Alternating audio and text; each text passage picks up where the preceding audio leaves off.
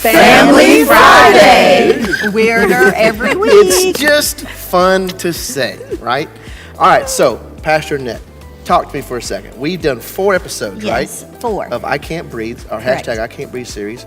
And so you decided, really. Oh, I decided? You did. Well, I dropped the seed, and then thankfully some other like-minded folks came Yes. along and said, hey, a good idea might be. That's right. And I was like, We've yeah. heard from the men of Central Triad Church, several different people. We've heard from David LeGrant, from Pastor Chester Beeman, from Travis Fulton, and Melvin Akins, and Daryl Moore. Thank you. My mind just went crazy. But we haven't had the conversation with the ladies. The ladies. Now, I think I already know this is going to be more of a conversation because... Well, we are excellent at this. We're born to be communicators and Right. connectors, and Right. It's just a God thing. It's a God thing. So, for those tuning in, let me introduce you to our wonderful panel sitting here. Of course, this is Pastor Annette to my right, and my son, Corbin Shane, to my right behind me, and my daughter, Hannah Michael, to my left. And to my right is the one and only Miriam Willis. And Miriam, you've been at Central Triad Church for... 10 years next month. 10 years. And you told us right now you are a physical... No, I am a personal trainer That's and it. facility manager at Forever Fit in Greensboro. Wonderful. That's it. And we're so glad to have you here. And you graduated Winston-Salem State University? From Winston-Salem State University in As she said 85. earlier, years. Right. Yeah, We got several you. years ago. My degree is in psychology with a minor in drama. No, not That's not a Yes. minor for you. That's not a minor for you. And after I graduated college, I became an auditor for Transamerica, did that for a while, and then I became a domestic goddess.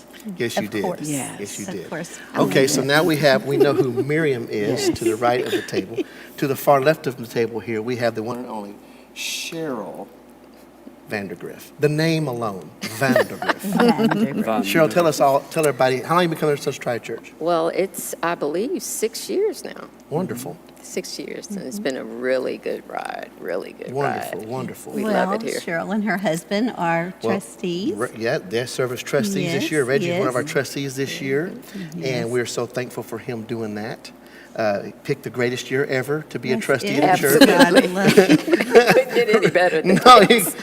I love to always say his full name, Reginald Vandergriff. It just sounds amazing to say. Regal. So tell us Yes. about yourself, Cheryl, so the audience knows. Well, I am the financial secretary at Winston-Salem Forsyth County Schools, North Forsyth High School. Wonderful.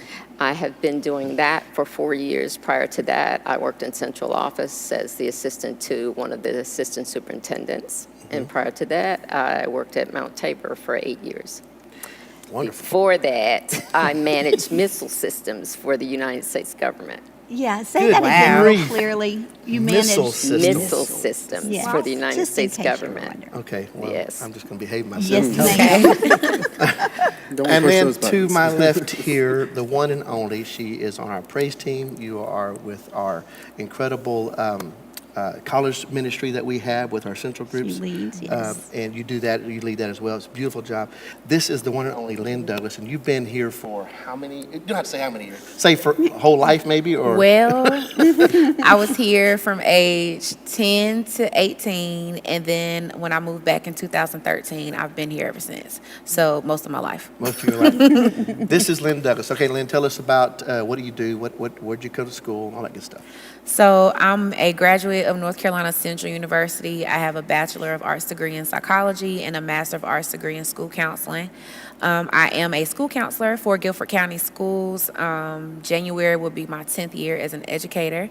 I'm also an entrepreneur and the executive director of a nonprofit that offers college access to girls throughout the Triad.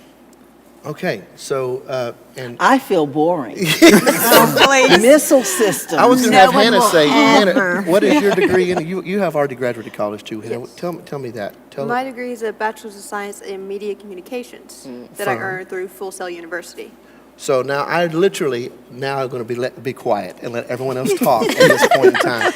So here we are. We've had a lot of conversations ever since the horrible, horrific death of George Floyd the actions that we all witnessed there. So we started having conversations here at the church about that event, but more importantly, I guess you could say it that way, about relationships as a whole and where we are as a church, where we are as a nation, and what we're going through.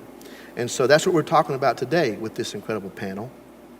And baby, I think you want to start off. Yeah, I'm going to try this. Ladies, look at this and tell me what you see. Mom. Wow. Nurturer. Nurture. Okay. On the iPad, I'll hold it up if it will be seen properly. It says wow, Uh-huh. or it It says, says mom. So, Michael did a fun little illustration last week about perspective. Everyone's looking at the same thing, but everyone's viewpoint can be different and can Yes. be equally right because, Absolutely. right. And so that's kind of our heart toward doing this. Of course, we love you guys. That's no shocker to y'all, but we trust your heart, and we trust what God is doing in and through each of y'all. I shared a post. They're not all my words, but I wanted to relay that today. And it's based off of the scripture of Matthew 22:37-39. Of course, we know this one. Love the Lord your God with all your heart, with all your soul, with all your mind. This is the first and greatest commandment. And the second is like it. Love your neighbor as yourself. The words that came from that are love God, treat your neighbor as you want to be treated, teach your children how to love their fellow man, educate yourself, check your heart and mind, have the hard conversations, act, pray, make a change, and do better. And to me, that little phrase or wording there kind of exemplifies who you guys are, not just in the house, but in the lives that you guys have touched. So guys, let's start with that, guys. Okay, so let's begin the conversation. I told you I wouldn't try to guide the conversation as much as just kind of open a door, and we start from there. So we'll start with you, Cheryl. I like to start to my left, apparently. That's how it works. Cheryl, with you, these past week and a half events, what's that been like for you? What has it been like in your house? What are the things you've heard? There have been so many different conversations. The conversations that, as an African-American mother, that my children are all adults, that I've had to have with my son mostly, more so than with my girls. And you have to, I need you to be careful. I need you to watch who you're with. Yeah. I know most of your friends are white guys. You know we don't have a problem with that. However, you still got to watch yourself, because when it comes down to it, if the cops stop you, they're going to look to you first. Yes. That's just the way it is. So you know that there are certain things that you need to do, how you need to behave. These are conversations that I believe most African American women have with their sons and their daughters as well. My daughter had a situation probably about 2 years ago where she had hydroplaned. She calls AAA to come and get her. Somebody stopped because it was raining really hard that night. A couple stopped. This was down in South Carolina. And they stopped to make sure she was okay. And she said, yeah, I called AAA, and they called the cops. Well, the cop handcuffs her, takes her to jail, sees her car on the end that she had hydroplaned. They said it was obvious that she did. Takes her to jail, said she had been drinking. She gets to jail. When she gets there, the other cops are saying, why did you bring her in? What was the point? Well, she's been drinking. He said, did you do blood alcohol? No, I just know, I just smell it. So she gets in there. She says, Mom, I wasn't even. She said, I was upset because it just ruined it for me. When she goes before the judge, he lets her out. He was like, I don't understand why you're here. Anyway, well, it cost her a couple of grand to go to, because she still had to go to court. she has been in other situations that got thrown out. They also fired the cop and dropped some other cases that he had done. But she has been in places with friends. Most of her friends are Caucasians, where there been a little situation or whatever, the cops go straight to her because she's the only African American in the group. So those are the things that people don't understand who are people of not of the African American community. These are things that happen constantly.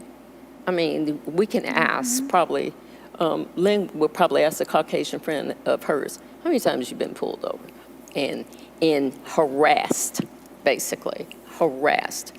And I would probably hate cops, but I've worked with cops for 16 years. They've been white cops, they've been black cops.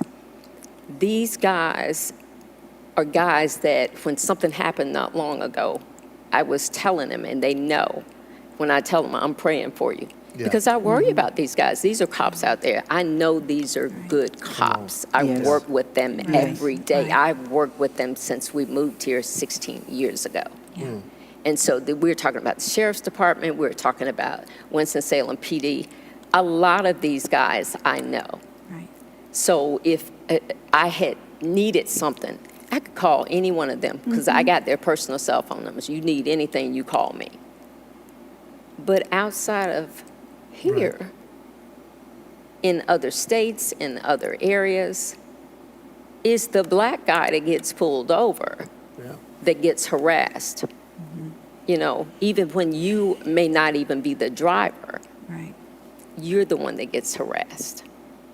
And I recall Hannah talking about a situation where she and her friend, a couple of weeks ago, I think she was talking about a situation where she and her friend were driving home, and he was a black guy behind her, and the cops pulled him over. And she was worried about him, rightfully so, because we have no idea. Because a lot of these situations, in some situations, things might have progressed to a killing. But in a lot of these situations, there is no combative person in there. Right. And you've got a screaming cop or an angry cop for whatever reason.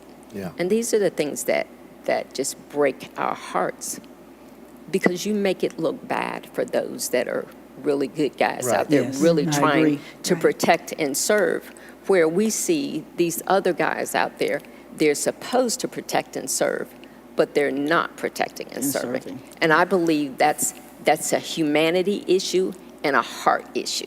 Yeah. Yes, ma'am. Yes, ma'am. Okay, Marion, we'll come to you next. When she was talking about the whole, you're going to be picked out of the crowd. One thing that irritated me when I was growing up in the 70s and 80s, and I still see, especially now that teenagers more than likely are wearing their pants under their butt. And that's a black thing and a white thing. Kids are just doing it, period. But you can have a group of white students cutting up, acting a fool, being profane, and the black kids are cutting up too, but they're not nearly as loud. They're the ones that get spoken to. I had a situation years ago when we were all studying Taekwondo. If you're watching, I'm sorry. But there were a bunch of kids in the lobby just cutting up. I saw what my kids were doing. He comes to me and said, "You need to tell your kids to calm down." I went over to him, I said, "Sit down." And I went back to what I was doing. I was angry at him because my kids were the only black kids in there. They weren't cutting up. They were sitting there doing what they were supposed to be. They were laughing at the other kids. But yet he called out mine. I've been with this man for 7 years, ran his classes, helped him run his school, was his backup when he couldn't be there. But there was something inside of me that said, "Why'd you have to call out my kids? What about that little blonde heifer over there?" You know, that's what I thought to myself. Sure. But that's the kind of things that we deal with.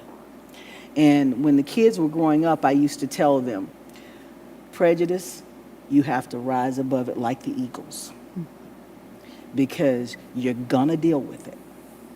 Going into a store. Right. This happened to me about 5 years ago. I went into a, no more like 10 years ago. I went into a store and this clerk followed me around. And when I finally got tired of it, I said, I just turned around and looked at her and said, you need to be following that little white girl over there that's putting stuff under her shirt. She turned around, the little girl was putting stuff under her shirt. I had money in my pocket. And when you go to these places and you apply for credit and you do things like that, I'm going to calm down, and you apply for credit, they automatically assume you can't afford it. Right. They automatically assume you don't have the credit because you're black. But I can be sitting beside, Bobby Sue over here that's got a credit so low that it's not even on the chart, but they're going to look at her and they're going to go to her first. Yeah. And that's just a fact. And that's why when we go into stores and things, we tend to gravitate toward the black clerks and things like that. Well, I'll say I do tend to gravitate toward the black clerks. So that's my 2 cents about what you were saying. Okay, I tend to also Gravitate. gravitate towards the black clerks. Okay. I don't know why that is. We just seem to always communicate well for some reason. I don't know what that is all about, but it's what it is. Lynn, let's talk about you. I think, well, not even just George Floyd, really starting with Ahmaud Arbery, Breonna Taylor.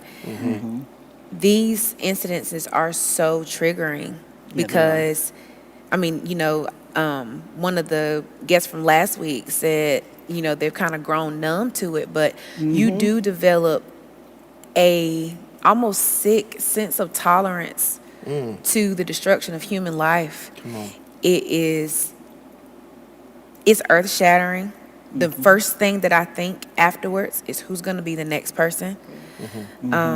I've had my own experiences, even as of recent, where I've asked, if I hadn't have gotten myself out of that situation, could I have been the next hashtag? And then we hashtag it, we fight about it, we're all riled up about it for a couple of weeks, and then we move on like nothing's ever happened, and then we forget these names until the next situation happens and it comes back up again. It's like a never-ending cycle, and this time around has been, because we're all at home, we have no choice but to see it. That's We have exactly no right. choice but to deal with it. It's like I'm having to process. Personally, back in February, I was in line at a McDonald's, and you know how McDonald's lines kind of like merge in to pay. So I happened to merge in before this guy in a white pickup truck. And so he kind of tried to ram his car into the side of my car. And I was kind of like, sir, you're not going to be able to get past me. I'm already in the line. And so February, Black History Month, I had on my African head wrap. I'm sitting in the line.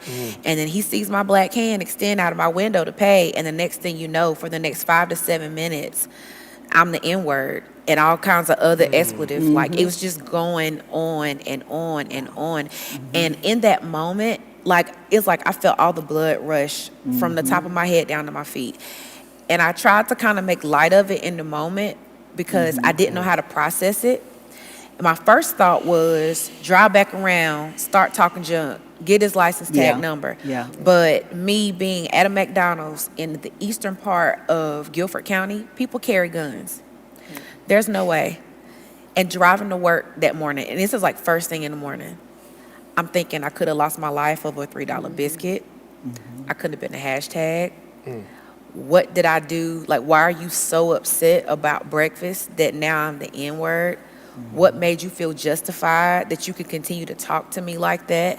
You're a coward because you're calling me these names from behind me inside of your vehicle. Right. Thankfully, he stayed in there, but the devil does things in the dark.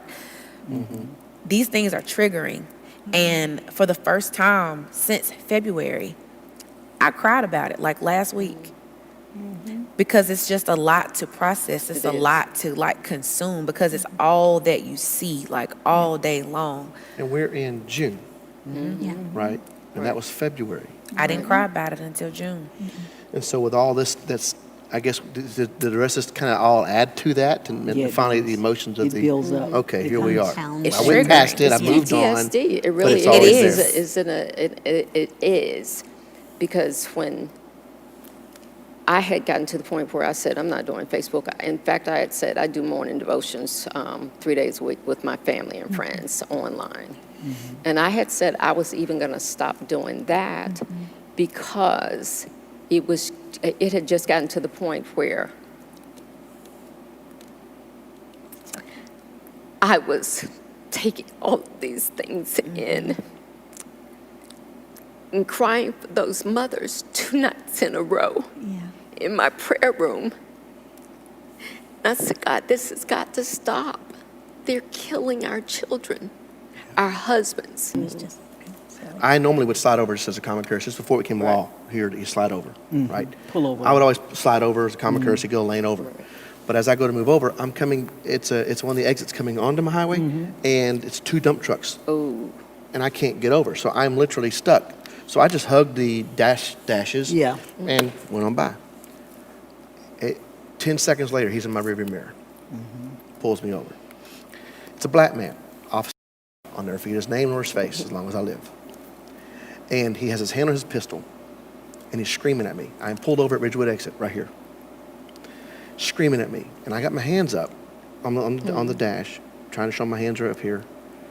He's screaming at me, and I look out the window at him, and he has his hand on his gun, like he's fixing to pull it out. And he's telling me to do all these things I can't do at the moment. Yeah. I literally am just kind of going, okay, I can't.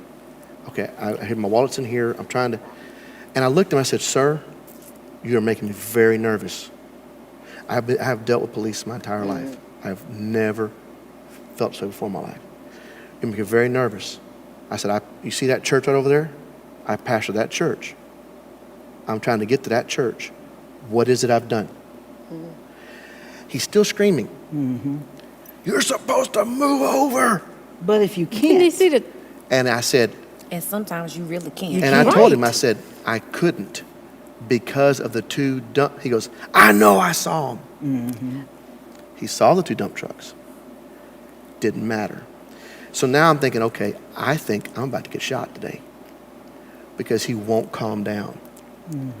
And he finally gets my license from me. And I wish I had my phone out. I didn't have anything. I never had to even think about it. So then he goes back to he finally leaves me and goes back to his car. Now I can breathe for a minute. I'm thinking, okay, he's got my license. He's going to come back, make sure I get a ticket. No problem. I'll deal with it. He comes back, hands me the ticket. He's a little calmer now. He kind of almost throws it at me through the window. And I said, officer, I said, I understand that I wasn't able to get over. I wanted to. I said, but I need to know why you're so mad. And that's when he said, I'm on the job 2 weeks after getting hit by a car.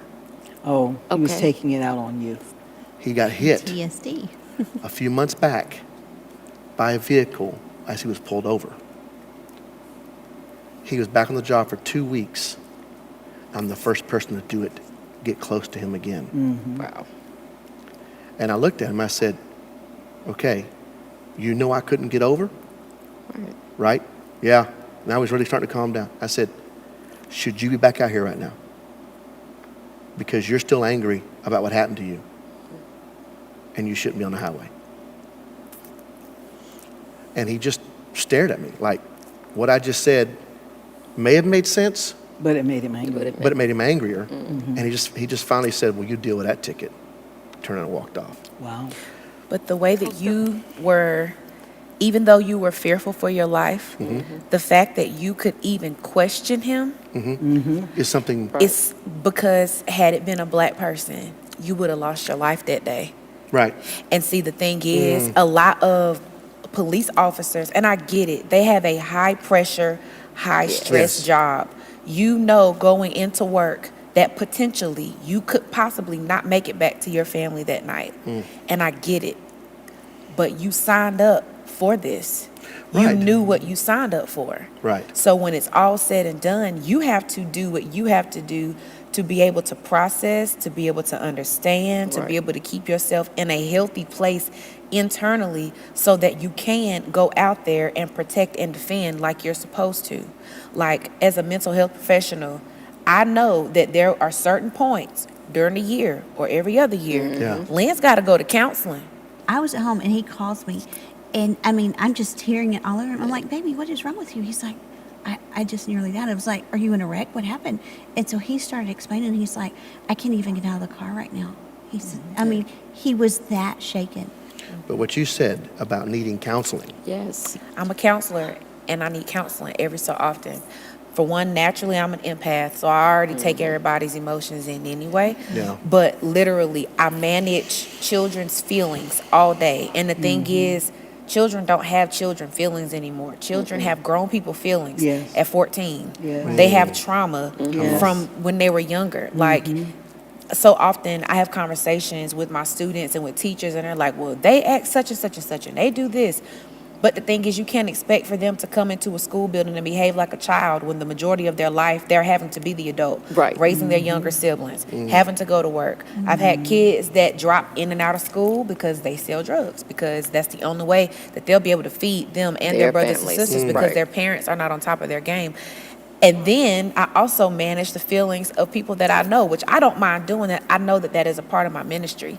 But every so often, after constantly taking in all of this stuff, I Right. have to Where does that go? get it out. And the thing is, I think that it should be mandatory for law enforcement to To be have in counseling. consistent Counseling. counseling, not just, I had a bad day, I had a bad night, I need to go see somebody. No, you need to be processing that stuff all the time, because usually I think that in the cases where Black people or people in color of general have been murdered or have lost their lives at the hands of the police, a lot of the time these could be. people have already been at the height of what they can take, and so what they're experiencing is the outpouring of the cops' trauma, Right. the cops' feelings. I can see that. Right. Like, you gotta process that stuff. You can't carry that alone. And I think that there are more cops who really are dealing with those feelings. You asked a very valid question. Should you Yes. be out here right now? And sometimes people have to go back out there right now because they have to pay That's their their bills. job. Yeah. Right. That's their job. But the thing is, you work in a job that could potentially put somebody else's life in danger. You got to process that. Now, of course, there are some that are just jerks. Yeah. They just Yeah. are. That's Yeah. just You who know, they but- are. Right. Humanity has that segment Right. of society. Right, right. But I think that there are far more of them who have become jerks because of the pressure and the trauma of their jobs. You have to deal with that, or not coming to terms with or being honest about their cultural biases. We all have cultural We biases. all Right. do. Black, white, green, Yes. purple. No matter it doesn't how matter spirit-filled the you are. right, because we've grown up in communities with people who look like us. It's not until you come intentionally into communities where you mix, where you have to understand and talk to people and see other people's perspectives and hear about their life stories and how they navigate through life, that you kind of become to understand the way that people move and shake. But I mean, you got to know, like, if you have a problem with somebody who doesn't look like you, keep that in your mind, but be intentional about not expressing that. But it doesn't happen.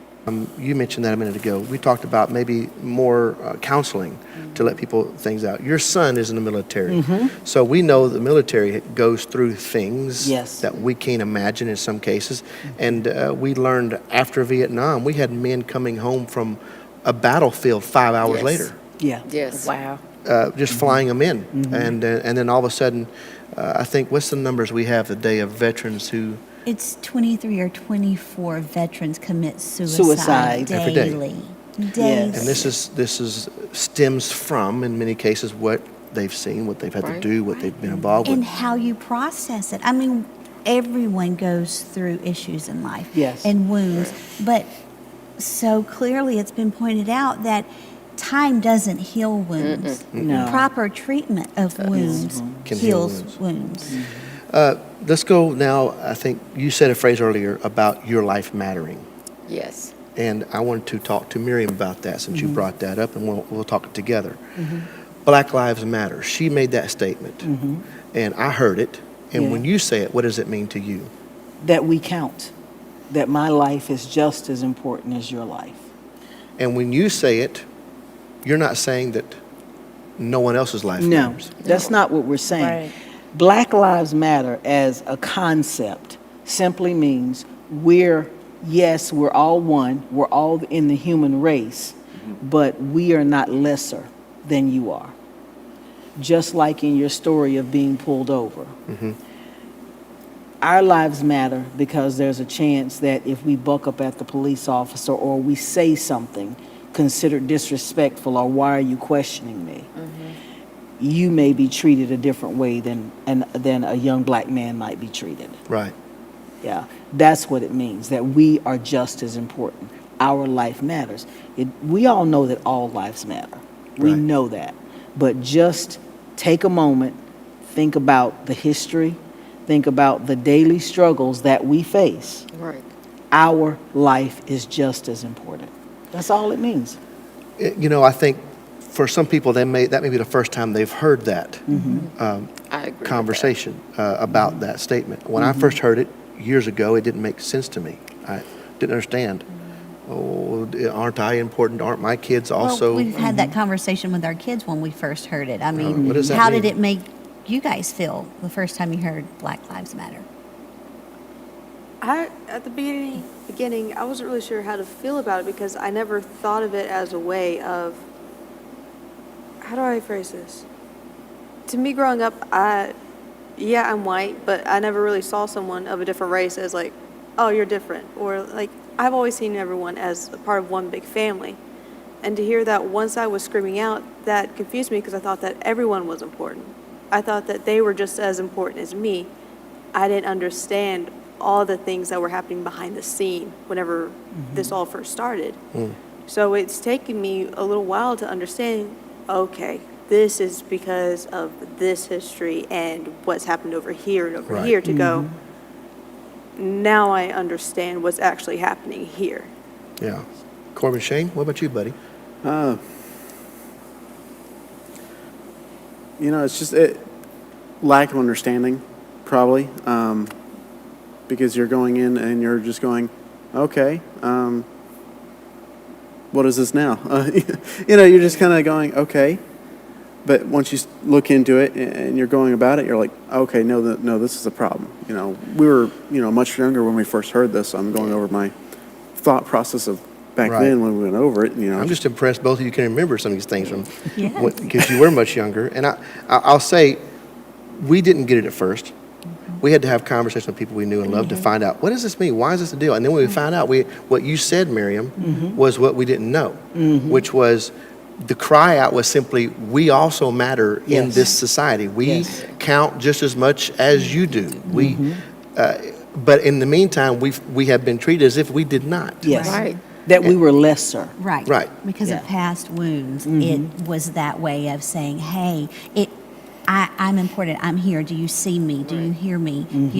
Let's look at this from a broader spectrum. Well, I think it's such because there's an immediate response. Well, all lives matter, without the understanding of why it's being spoken.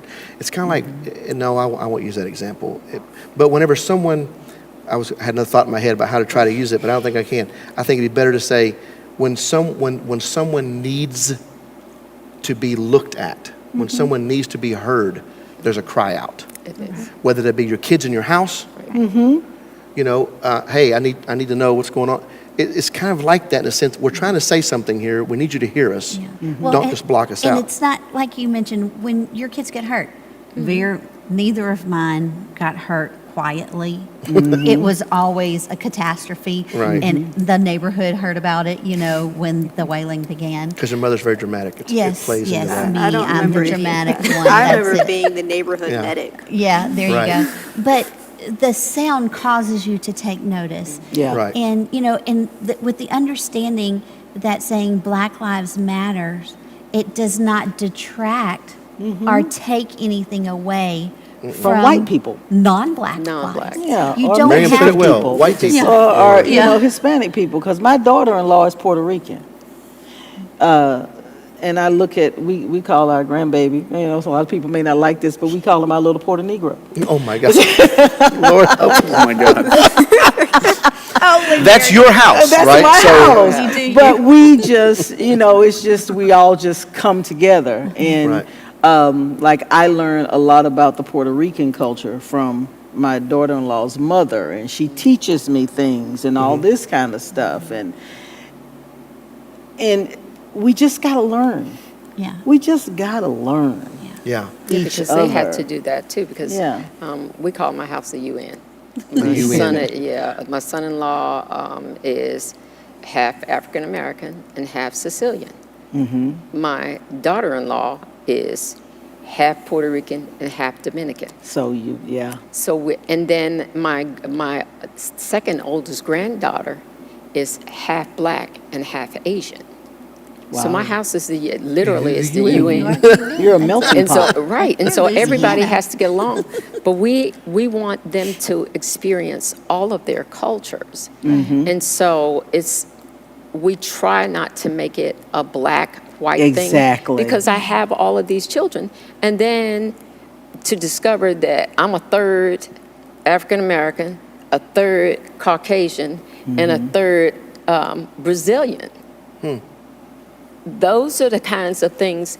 So in my household, I had to remember that, and my parents didn't make a black and white thing.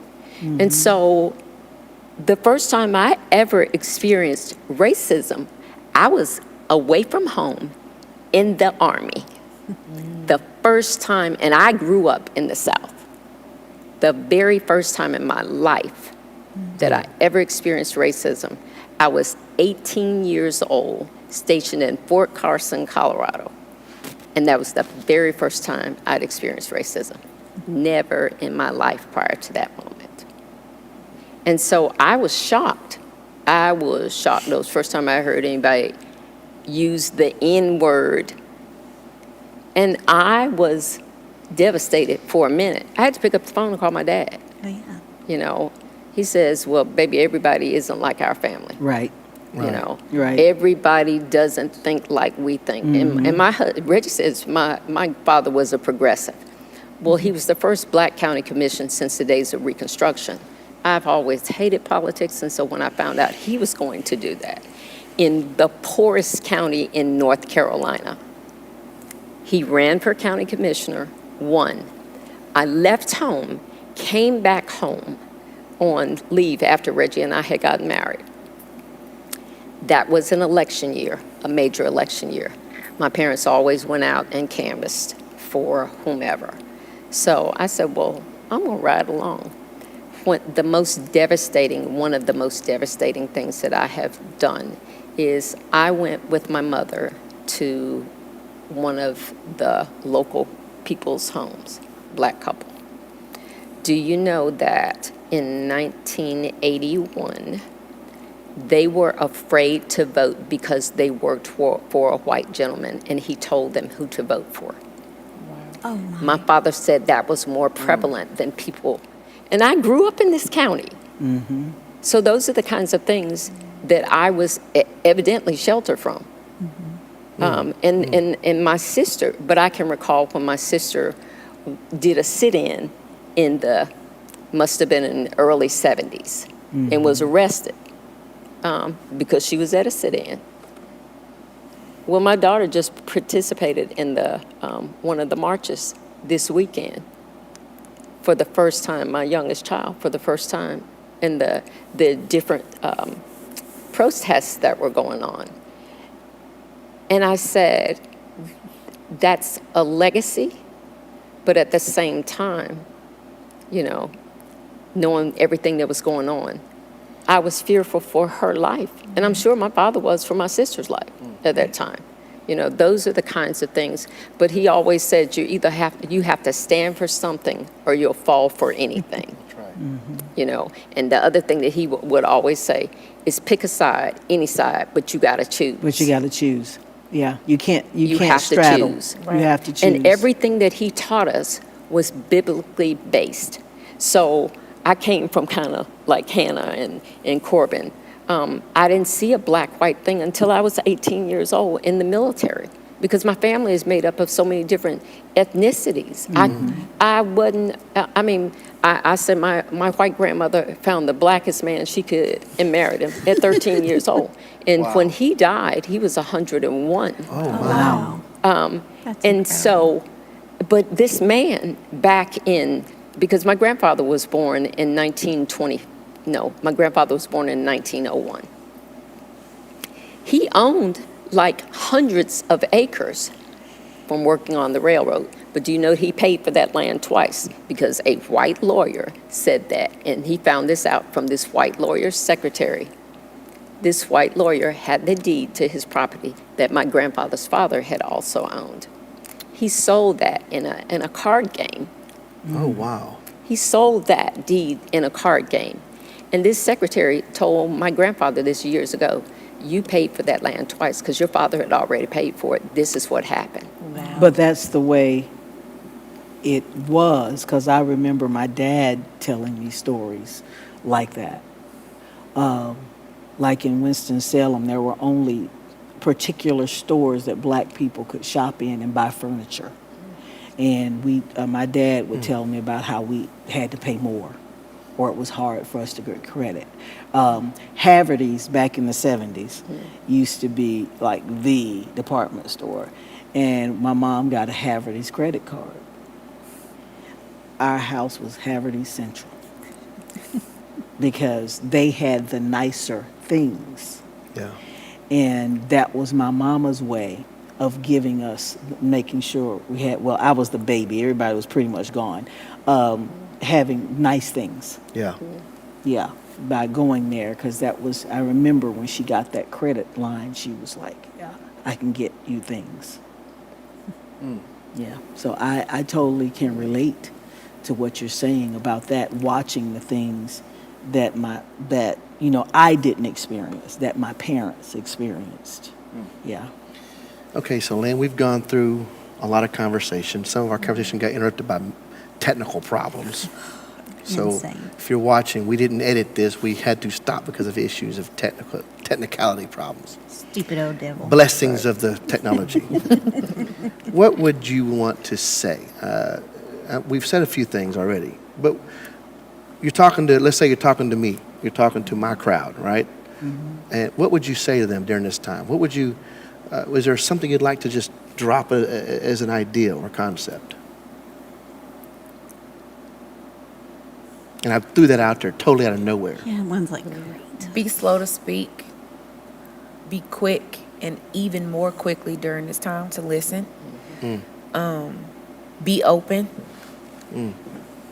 You can't call me your sister in Christ and then not care about my experiences when I leave out of these four walls. See me, hear me, understand that I'm processing at an alarming rate all the time. And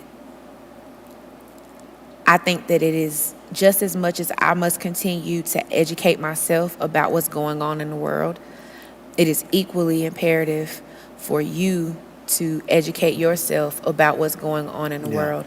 I think so often, like, racism is such a sore spot in the fabric of America. We don't want to talk about it because it's like that one mistake we made. Okay, let's throw it under the rug. But we can't throw 401 years of oppression under a rug. We have to deal with it. We have to talk about it. Understand that racism is not a historical event. It is still happening. And while you may not see as many incidences of racism and segregation like you saw in times of the past, understand that racism didn't die. It just manifests itself in a different way different now. ways. So it's a wound that hasn't been treated properly. It's a Absolutely. wound that hasn't been treated properly and continues to get jabbed. It never gets a chance to get a scab over The it. scab is continually pulled off. Always. For In one something, way or in one way or another. another. The scab is you're right. They pick at it and pick at it and pick at it until it gets infected. So what's happening now is there's an infection of racism and discrimination in America. And it's no longer, I believe that God used this time because he needed people, Right. he needed to shake the garbage out. out. You know, like you take your rug Right. and you go outside and you flip it to get Yeah, all the get the garbage mess out. out of it. I believe God is using this time because he needed people to be aware that my people are, and they are my people too, Right. are being oppressed, have been oppressed, but you wanted to believe that it's not been the case, you know. You know, I'm going to say some things now that are not intended to sound horrible. They sound horrible. Okay. And everybody goes, But someone would look at you and they would say, did all the things you've done. Missile, what'd you say earlier? You were in charge of missiles at one Yeah, time. managed missile Man, systems. that's a big deal, I right? couldn't do that. I don't, don't put me anywhere near that button. Thank you. minored in drama. It's a button. Let's push it. That's right. So, and there are people out there that not understanding, right? Not understanding. And they would look at you and say, well, you have succeeded. How are you oppressed? And because these are the things that come up. This is where you get this, you know, we matter too. Well, how don't we also matter? How do you, and I'm hoping they hear this conversation, Yes. what we've talked about. I'm hoping people can get a hold of this and go, okay, all right, yeah, succeeded. In many ways, in spite of, Right. Absolutely. Yes. In this. spite of. right? In This. spite Yes. of. Because I think that's the part that's missed. And a lot of people, I think everyone has to come through a struggle. Every one of us Yes. do. The struggles are different, right? The struggles are sometimes of our own creating. Absolutely. We make Situations we get dumb ourselves decisions. No, we've never made dumb decisions. No one in this room. Some of our ever. struggles are put upon us from family generational stuff. Yes. Yeah. Some of our struggles, but in this case, it's hard. I think something that people have yet to get a hold of is, or maybe they're starting to, is that everyone struggles. Yes. Yes. But in this particular scenario, the struggle is placed on you simply because of the color of the skin. Absolutely. That's a different type of struggle that people don't It seem to is. understand. I've heard people, I've literally heard these conversations from people who say, well, you've been through something. Well, I've been through something too. Yeah. And so instead of it being heard, it becomes this tit for tat, if that's a way to Yeah. say it. And Yeah. instead of it being, Yeah. I heard what you said, Right. let me try to understand it.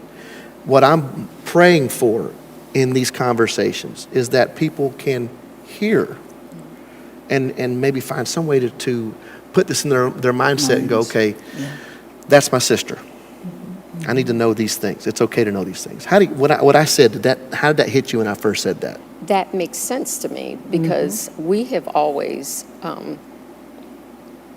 wanted people to understand certain things. So when you say those things, they're valid points. You know, yes, everybody Sure. matters, but they're valid points. But I would say to you, I think someone once said, seek to understand instead of trying to be understood. And I have no problem with someone asking me. None. Ask me, validate that I've said that I have these feelings, and ask me, what can I do to you? Like, I think someone walked up to me, didn't even know him, and said, I'm so sorry because I see what you all have gone through. I am so sorry. Somebody I didn't even know because of everything that's going on. Validate my feelings because we do have feelings. Right. You know, as African American women, though, we've been taught to be super women and to hide that. Sure. Yep. Sure. Yes. All of our lives, Be we have strong. been taught. Yes. We Well, have just been like strong. she mentioned earlier about an incident that happened to her in February, but she didn't allow herself to cry about it until June because she had to be strong. She had to set an example. Yes. She was more concerned about keeping the health going for those around her, not even of her own concern, which I think speaks to women in general. Yes. You know, because we Yes. are more concerned with the life that it's going to produce, how we process it.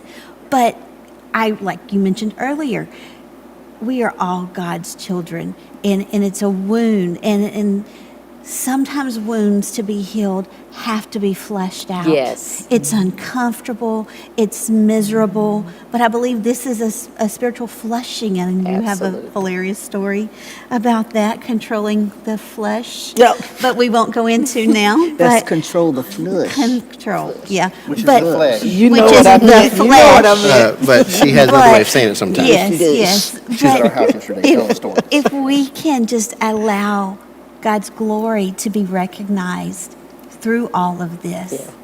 and go, okay, God, I didn't understand. I received this the wrong way. Flush this out of me Yes. and let the healing begin. I kind of want to add something. Bear my burdens. Yes. Like, we are commanded to bear One one another's another's burdens. Exactly. Right. Don't discredit or discount my burden because you don't understand it. Because you Exactly. don't understand Like, it. as black women, like you were saying earlier, people say, well, you're successful. Like, what kind of struggles have you had? Yeah. Not only do we work twice as hard to attain Yes. success, after we've attained it, we have to continue to work 3 times as hard to maintain it and to prove to other people that we deserve to be there. Exactly. My very first counseling job was in a town that was predominantly white. And I was the first black counselor at that school in 10 years. So there weren't a lot of people of color on the staff. I had a principal who was very intentional about trying to diversify our staff so that it would better reflect our school body. But you can't shuffle people around. If they Right. don't want to leave and they're Right, doing their job, they have to stay there. And so I remember, I experienced racism, I experienced sexism, I experienced ageism. I'm a young black woman in a department. All the isms. Exactly. Like, I had gotten into literally shouting matches with other coworkers who were trying to basically say without saying that I don't know what I'm talking about, that I don't know my job, as if I have not gotten other students into college before. As if at that point I had just graduated. I know how to do a college application. I had experienced different people in the community, people who were over scholarship foundations. I was a scholarship coordinator at that school. They wouldn't work with me because I was black. They would specifically request to work with one of the white counselors because they didn't want to communicate with me, didn't think I was competent. Well, we don't know her. We've not worked with her before, so she doesn't know our students. Another one of my coworkers who's Latina, one of the teachers had a daughter who was on her caseload, and the teacher comes downstairs and says, well, do you even know how to write a recommendation letter? You're educating the children? Like, people, especially as educators, you don't have a choice but to be progressive. Your mind has to catch up at an Yes. alarming rate because kids change all the time. Yeah. So if we're not giving our kids this type of leeway, what are we doing for the adults? Yeah. Exactly. Like, I remember, like, as much as I loved working at that school, I love my team, I love my students, every day being there was triggering because I didn't know who was going to say what racist comment to me that day, how I was going to deal with it. The school nurse slammed the door in my face because she thought I was a student. But the thing is, you slam the door in the face of a black student. But I'm your coworker. I was at the staff meeting. So why did you even think it was okay to slam the door in the kid's face? Why would you slam it in my face? Yeah. Completely unconcerned with whatever it was I was coming to talk to her about. I had to literally ask God, like, please, you have to move me out of this school because it's beginning to change how I feel. And who you are. For a while, in a moment of transparency, the only white people I trusted were the people in my church. Because it was that much all the time. God had to move me because I didn't want to grow to a place Where you I- became where you resentful hated- and bitter. Exactly. Yeah. And that's Yeah. easy. It is. Like, I can be pro-black and not be anti-white or anti-anything else. Right. You know? It's hard. It is a heavy weight that we carry each and every day. Don't devalue my experience because you don't understand it. Love me enough to want to understand it. Let me tell you about what I've experienced. And if you love me, it should prick your heart. Come on. Right. If it doesn't, you got some other kind of soul work to do. And that's when we were talking know, about you it's a were- I'm sorry. humanity issue and a heart issue. Because Right. those two things you can't live in humanity and not feel something. Because if you do live among humans Right. and you hate somebody, that's a heart issue. That's it. Right. I know one thing you were talking about, you work in the school system. From the time we had our first, I told Joe, I don't want our kids in public school. And it was, they expect the black girls to get pregnant and have a baby. And they expect the young black men to get in trouble and do drugs. When we could no longer afford to have our kids in Christian school, Joe looked at me and said, well, if it's not public school, you're going to have to homeschool. That was not my desire. But I knew my thing, I wanted their formative years to be spent learning who they are. That you are not, I'm trying to figure out, you are not just your color. Right. Does that make sense? Yes. You are not just your color. You are a person. You were created by God. And we brought our children up in a Christian household. Did we do everything perfectly? Yeah, because you never do anything perfectly. No. But they got that foundation of who they are Yes. Yeah. before the world could go put into them Right. That's right. who the world said they were. And I got a lot of kickback about homeschooling. And I got it more from the black community. We fought so we could have equal education. Well, you also fought that if I wanted to be a homeschooler, I couldn't be a homeschooler. You know, it was important for me, for Joshua, Hannah, Rachel, and Stephen, to know who they were in Christ. Then they basically, Stephen was the only one that went to school in middle school, but the rest went in high school. And they all went off in their different directions. Hannah went to early college because she wanted to keep it small. Sure. Rachel wanted, what was that show, Degrassi? Rachel wanted Degrassi High, you know. Joshua went from Parkland, which is, to QEA, which was like a charter school, back to Parkland. Because at QEA, he wasn't black enough. David said that. My Yeah. son, who's in the Marine Corps, I You think he's did- been they're in for not black enough. 13, no, it'll be 12 years in December. And so that was the problem when we came here. Because they said he didn't speak like they did. Exactly. But they have to understand, when I was in college, I began an English major. And so it was, you have to speak correct English. English in the household. And, or you would get it, excuse me, what'd you say? And I still do that to my Yeah. kids. Yeah. Yesterday, I think it was Rachel said something, or we were talking. No, yesterday we were at a car dealership with Hannah, and she said was. I said were. And they looked at me, and she was just like. But teaching proper English. Right. Stephen was talking about when he was home a couple of weeks ago. He was talking about how when he was in high school, that the black girls wouldn't have anything to do with him because they said he talked white. So he dated the white and Hispanic girls. Because we as a people, Hannah's been talking about code switching. And yesterday when I was at your house, I said, I do that naturally. I do it naturally. The other day we were riding through a neighborhood and I was looking at a house that was being built. And it was Joe, Rachel, and myself, and we were cutting up, but as soon as I picked up the phone, hello, my name is Miriam Yes. Willis. I'm Yeah. interested in looking at a property. Yes. And Rachel sitting in the back going, but I'm interested in looking at a property on so-and-so lane. Would you please call me back? Because we've been taught that we had to assimilate. Yes. That's the Yes. thing. We had to assimilate. Both my parents are college educated. My father was born in 1925. My mother was born in 1928. Both of them were college graduates. My mother finished her degree at Norfolk State University, but she started out college in Pennsylvania because back then you went up north to get an education. Yes. Both of them are from the South.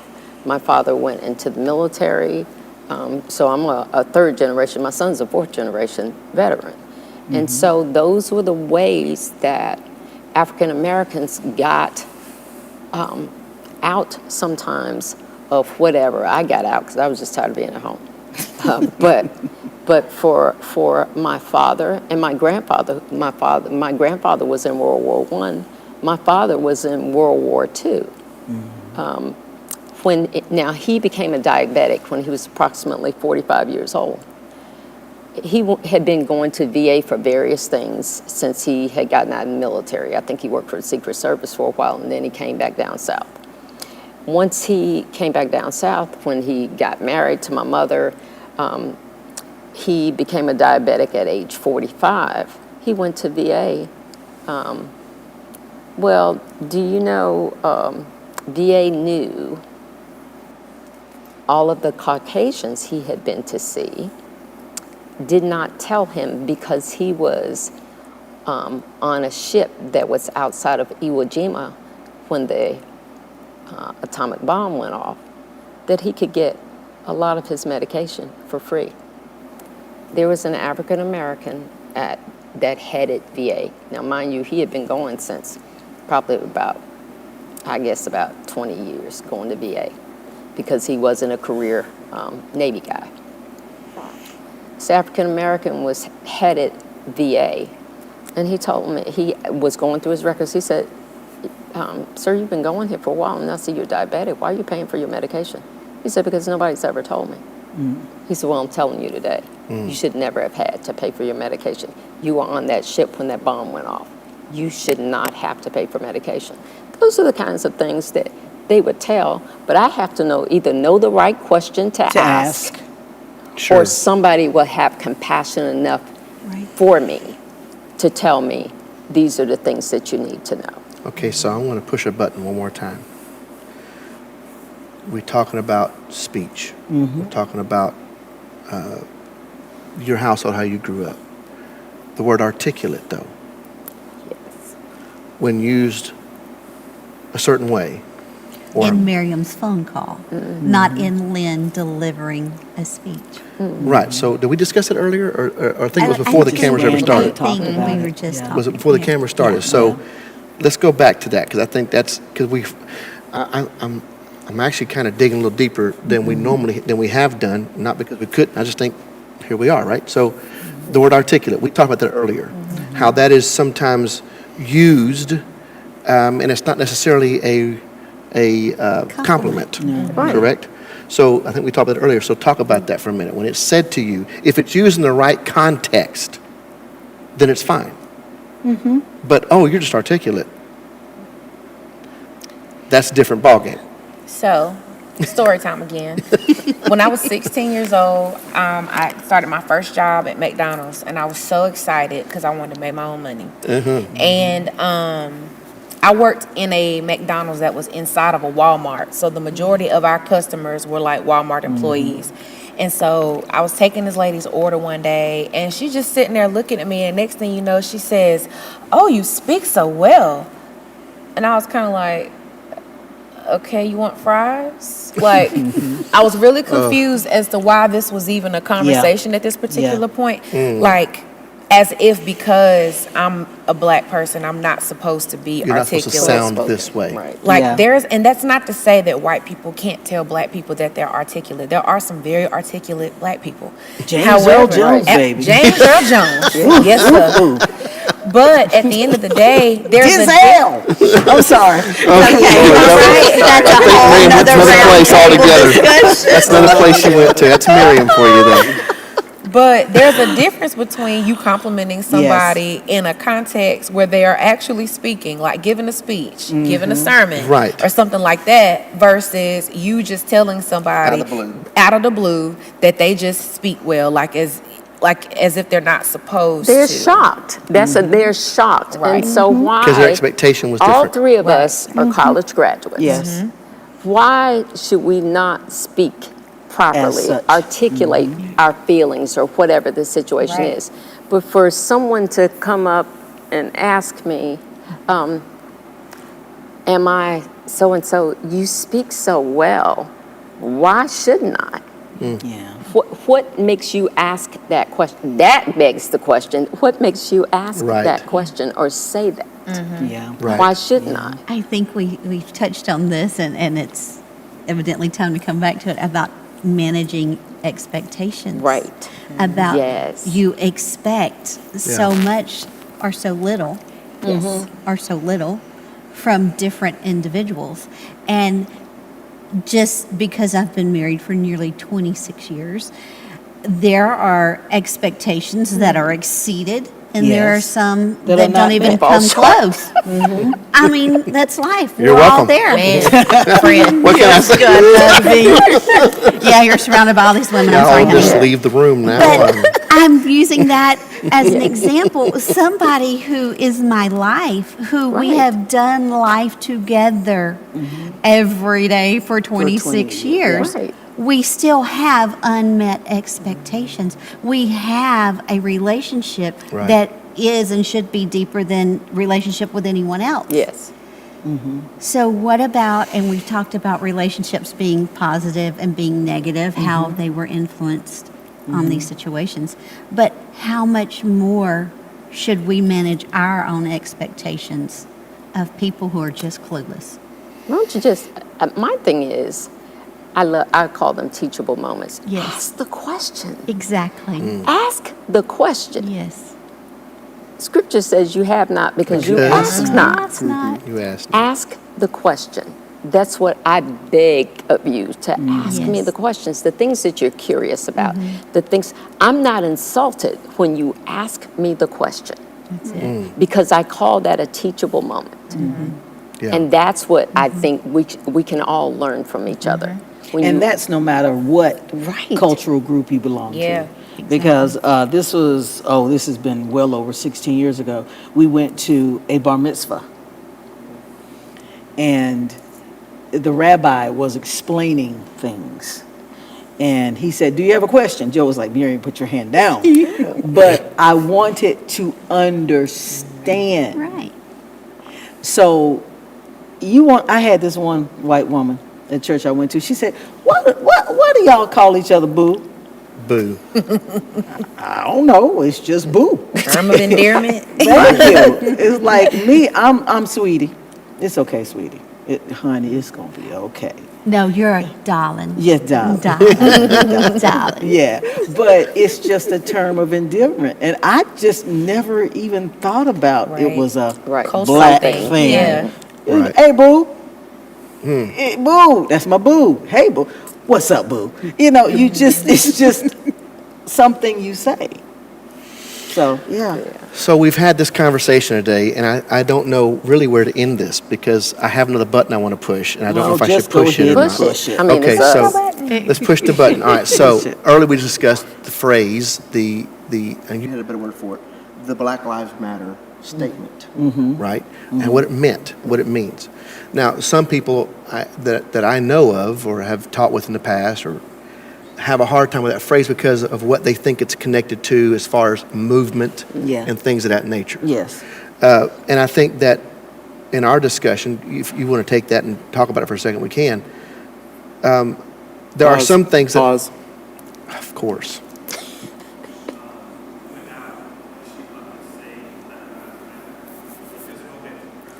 What went out? Did you stop it? Wow. What is it? thinking- Oh, o'clock? his mic went out. Oh. It's 7:39. Oh, is it? We're s- Look, I don't know Y'all, if I this can is, okay, let me know when I can go. I'm But gonna put it here in my recording is lap. still good, right? Okay. Great Scott. Y'all, this has been amazing. It's going to be enjoyable. I'm so sorry. This is going to be part of one of our Yeah, most this is part of the popular journey. videos. Well, All right. my whole thing is just the fact that I'm not angry at anybody. Hold on to that. Don't start okay, talking. okay. Okay, so we'll go back to it. So the phrase, okay. There we go. Okay, so push the button again. One more button, and then we'll call it for a Okay, day. Last button. The phrase Black Lives Matters, right? There are people that, we discussed it earlier, what it means, what it means to you, what it means, what I should think it means with you, understanding what the purpose was. But there are some people afraid to use that because of then it's connected to the Black Lives Matter movement, which in my mind is not the same thing as the phrase what it's intended to mean. Yes. Because when you look at the movement, there's things, when you go to the .com and all that mess, you'll see stuff that doesn't always line up with what I think. Right. The same way I think that there's stuff that I see in the Republican Party doesn't line up with what I think, or the Democrat Party doesn't line up with what I think. There's things that don't always line up. So I think there's people out there afraid to say that phrase simply because it might mean they agree. With everything everything that's in there. that has been, what's the word I'm looking for? Added on. Folded in. Right. That really has nothing to do with Black That Lives. has nothing to do with Black ultimately. Lives Matter. What they've done is you've got this cause who said, well, okay, let's go stand over here. And it gets lost, or it gets convoluted. It gets hijacked. Well, Yeah. because in the atmosphere we're in, let's just be very real, either we're in an atmosphere now is if you don't agree with me, you have to be my against- enemy. Yes. Right. You're against. Yes. And that's just kind of where we're at. It's Yes. the strangest time that if we don't fully agree, we have a problem. Right. I have never had full agreement with anybody in my anybody. lifetime. Not I've- even my I've husband. never had 26 years of full agreement, right? We've heard this already. So I think it's important that people understand that there's a difference. And it's okay to know that. Yeah. It's okay to know that. And that more importantly, though, the scripture said that she quoted earlier, love your neighbor as you love yourself. Right. And I think that's the piece of the puzzle that people miss out on, is that I'm supposed to love you like I love me. Right. And if I can't love you, Then I must not love I me. must not love me. There's some things, some pieces, there's some issues that's missing. And the only way I think I can learn to love me is when I finally start loving you. Yes. Why? And go back and forth in our conversation to learn these things. I want to say thank you for sitting here with me today. Can I say this, Pastor Please. Michael? Don't say you don't see color. Right. Don't say that. How can you Yeah. not see this beautiful melanin? See Come me. on now. Yes. Or my lack of it. How can you not see my caramel sister? Don't say you Right. don't No. see color, Right. because that's discounting us as a Exactly. people. Exactly. Right. We black folk, we come in so many different shades. It Right. ain't even funny. From one end of the From spectrum one to end the of the other. spectrum to another.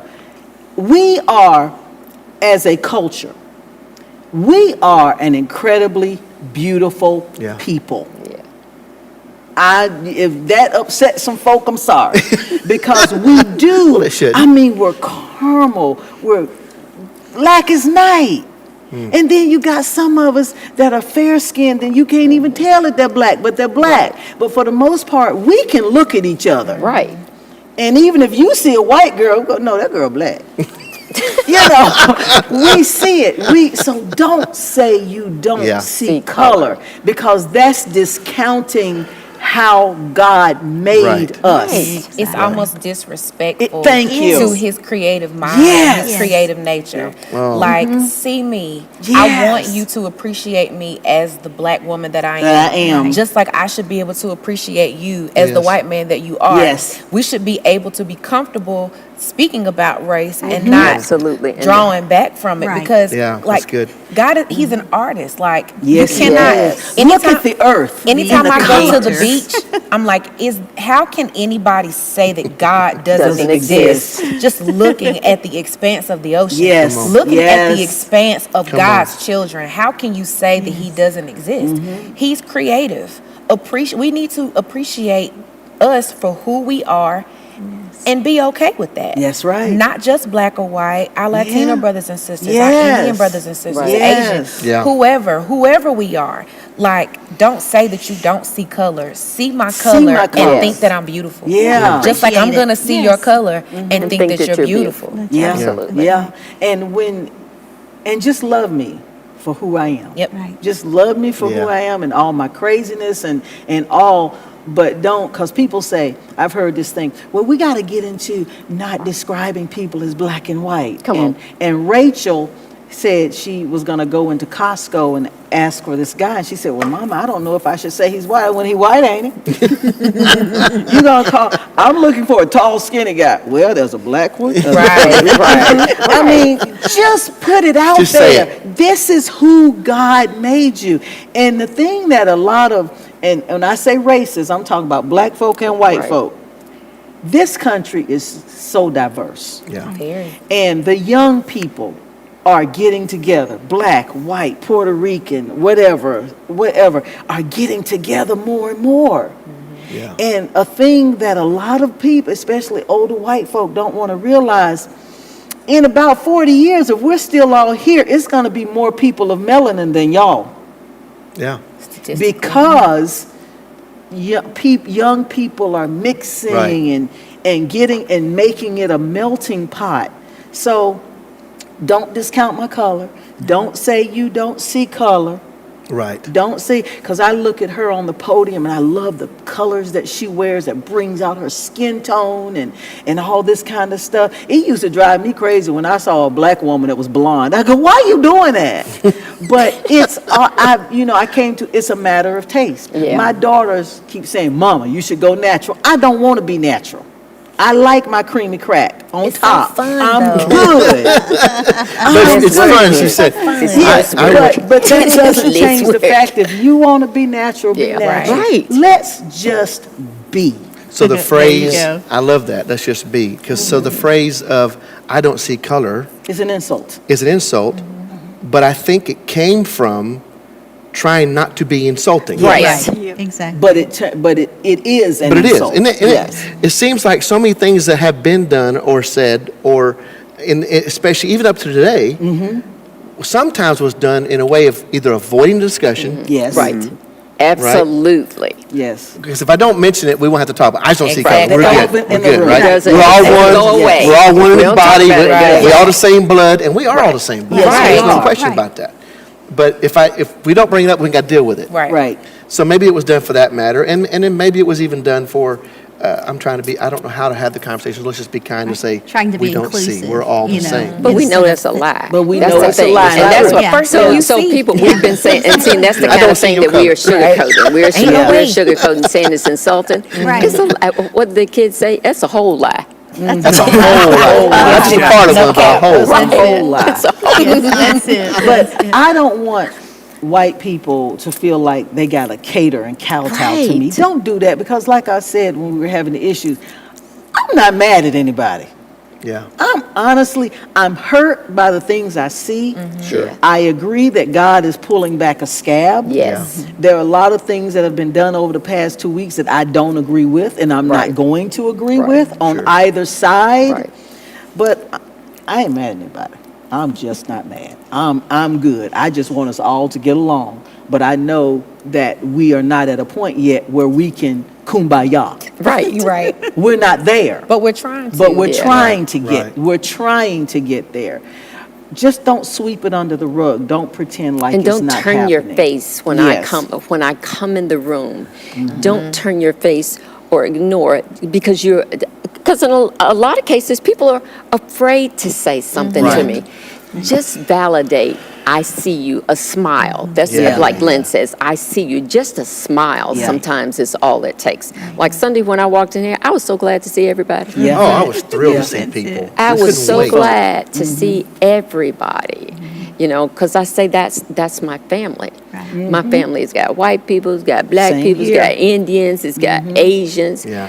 That's my family, but that's who God wants us to be. be. And that's why I still believe He's using this time Yes. to shake all the garbage Pull out the so scab that we off. can come together and be His one children. And agree to disagree. Yes, that's That- okay. be adults. Agree to disagree, disagree. but still work towards a common goal. Right. Right. Yeah. Right. There can be disagreements, but the purpose is still about the kingdom. Right. Exactly. And we're still working towards the Towards kingdom. the Yes. kingdom. As black men and women, as white men and Yes. women, I am two shades. I'm white or red, and then back to white. I have no tanning version between the two. It's just white or red or back to white. So when you see me, I might be red, but I'll come back to white. There's no way between. I'll get back there. It'll come back. We are grateful for this conversation today. I thank you for doing it. I hope those who've watched feel the same way. And if in some way this conversation confused you, I think it's been stated several times, ask. Yes. As your pastors, we're here to ask questions too. We're not here to attack anyone. We're trying to I'm not even trying to. I think our job is to make sure the body can work together and walk together, to fulfill together. And we are blessed to be in a church that is multicultural. I know that phrase is understood, what it means, but it's a kingdom culture, which means Because we're we're all not a together. multiracial church. Right. We're multicultural. Right. We are coming from different cultures. Understandings, yes. Yeah. Into one culture together. Yes. And that's a choice, Yeah. Exactly. not the easiest choice. Right. Yes, Yeah. yes. Because everybody gets it from one side or the other to Right. make Yes. that decision. Yes. But when you make that, man, what an incredible place to be in. And like you said Sunday, as a pastor, So to see good. faces again. So good. To be in a room with Yeah. people that love you. I was amazed at how many brand new guests were here who've been watching all the shows for the last 6, 7, I call them shows. Yeah. I've been in production Yeah. mode, so this is Yeah. what they come out as, Right. right? All the services, all the stuff, because they couldn't wait to come to a place that represented this. Them. Them. Them. Everybody You know what? sees I like the way you that. said Yes. that. Them. Everybody, you see everybody in this, because people ask me all the time, well, is your pastor black? Is your pastor white? Yeah. I said, And when it you say doesn't he's white, they look matter. at you like, I said, because Yeah, right. I call him the under shepherd. I mean, I think I Sure. told you that. Yeah. I said, he's the under shepherd because Jesus is the head. Right. I said, and to be a part of this flock where the sheep are different colors. There's Yeah. speckled sheep, there are white sheep, there are brown sheep. Yeah. They're sheep all in one flock yes. under the Yeah. under shepherd who answers to God. Right. And that's what we want everybody to understand about this. I'm so blessed to be in this church at this time. Right. Right. Because I don't know if I could process things as well as I'm able to be able to articulate things as well as I would like to, so that people understand where we're coming from, Yes. where you're coming from, Yeah. trying to teach people these are the things that we need to know that we've never understood about African American cultures, about the things that trouble Yeah. African Americans and that have troubled them for literally, what did we say, 401 years? These Yeah. things have been troubling for us 401 years. So this, for me, this congregation is a healing balm.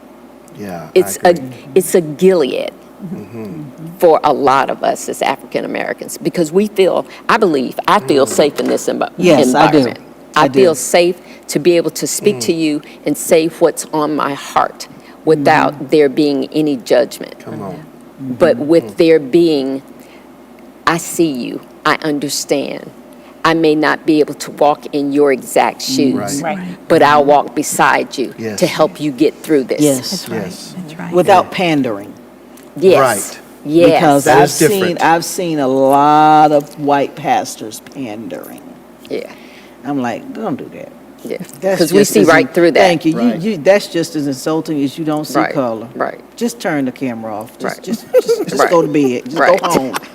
Don't do that. And I have been turned off by that. Sure. Yeah. So I get what you're saying. Sure. Yeah.